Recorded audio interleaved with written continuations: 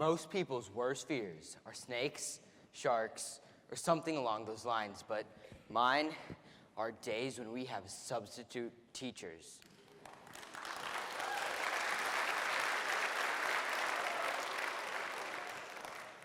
You all may be confused, so let me clarify.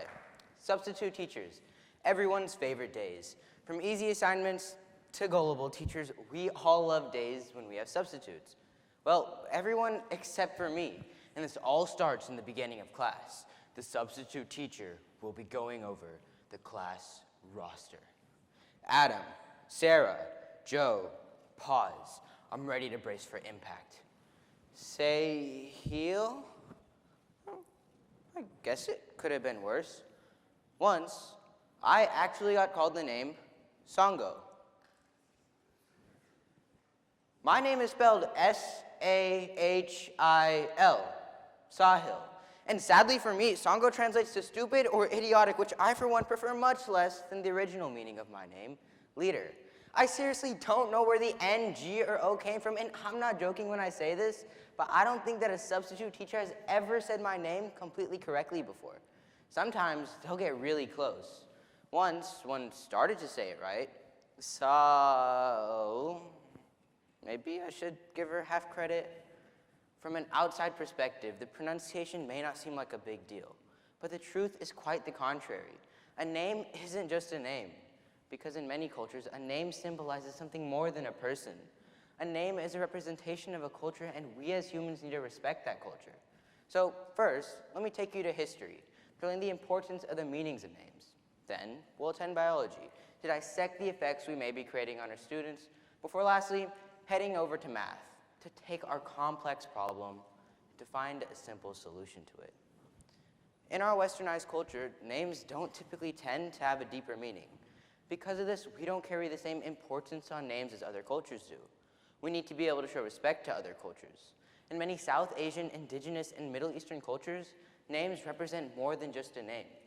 These names have centuries of traditions assigned to them, and not caring about the pronunciation of these names may be seen as not caring about the culture of these names.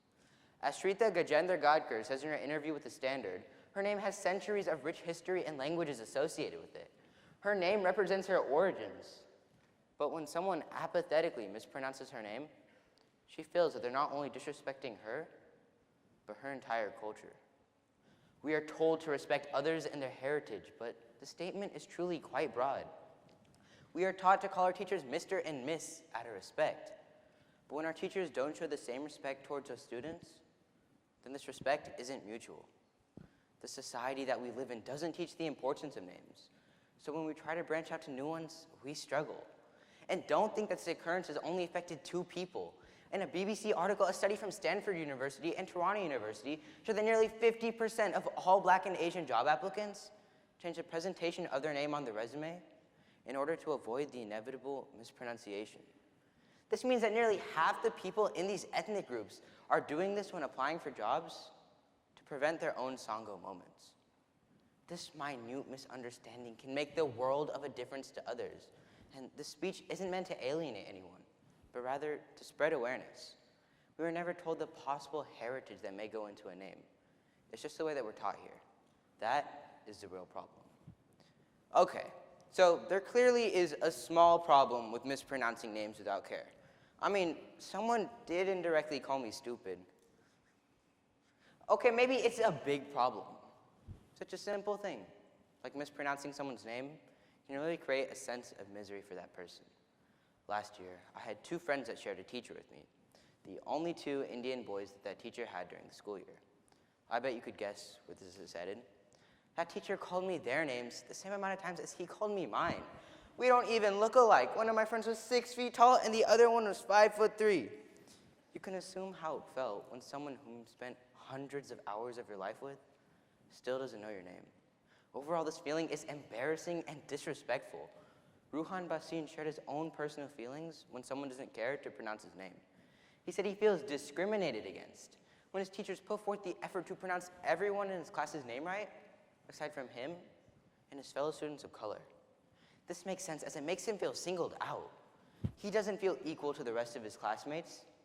In our country, and especially in a learning environment, We need to feel that we're safe and that we belong. Ruhan, myself, and countless others have experienced this dreadful feeling. This feeling is repeated over and over again by different people and with different names.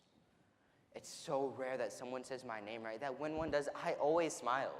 The feeling is the polar opposite of that of when it is mispronounced. I personally tend to feel a sense of relief. Yes, I feel relieved when someone pronounces my name right. The best way to describe it is when you get an A on a test you didn't study for. You walked into that classroom expecting the absolute worst. But when you realize you got an A, you feel like a weight has just been lifted off of your shoulder. I have an odd feeling that just made some of you all feel like evil people. If it makes you feel any better, I'm nowhere near perfect on this topic either. Names can be hard, I get it. I am Indian after all. And trust me when I say this, a lot of the names in our culture can be intimidating. Sadly, me being born and raised in America, I lack the mother tongue when it comes to pronouncing things. But this won't stop me from trying, and it shouldn't stop you all either. An interesting response came from a high school principal when asked this in an interview by Zainab Adil.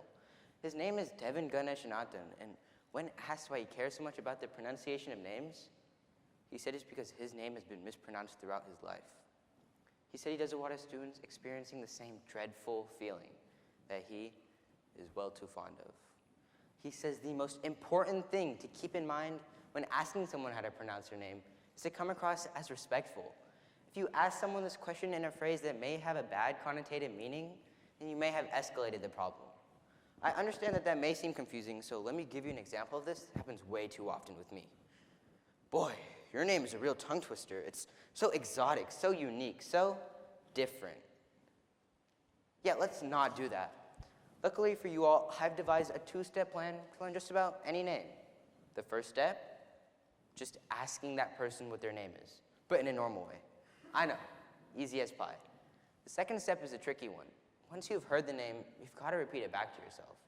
You need to have persistence when it comes to learning a name. Specifically, you need to have progressive persistence. If you're willing to put forth the effort and are willing to try to learn a name, then in time you will be able to learn that name. Just like the great Bruce Lee once said, practice makes perfect. And I believe these same principles can apply when it comes to learning a name. Just having this determination puts you miles ahead of my substitute teachers. And if any of you guys just zoned out to what I was saying, let me give you an analogy with America's favorite pastime, baseball. You walk up to the plate. The pitcher winds up to throw the first pitch. Songo, a swing and a miss, so you have strike one. The pitcher's about to throw the second ball. Sahil, a foul ball, so you have strike two. But hey, at least you made contact this time.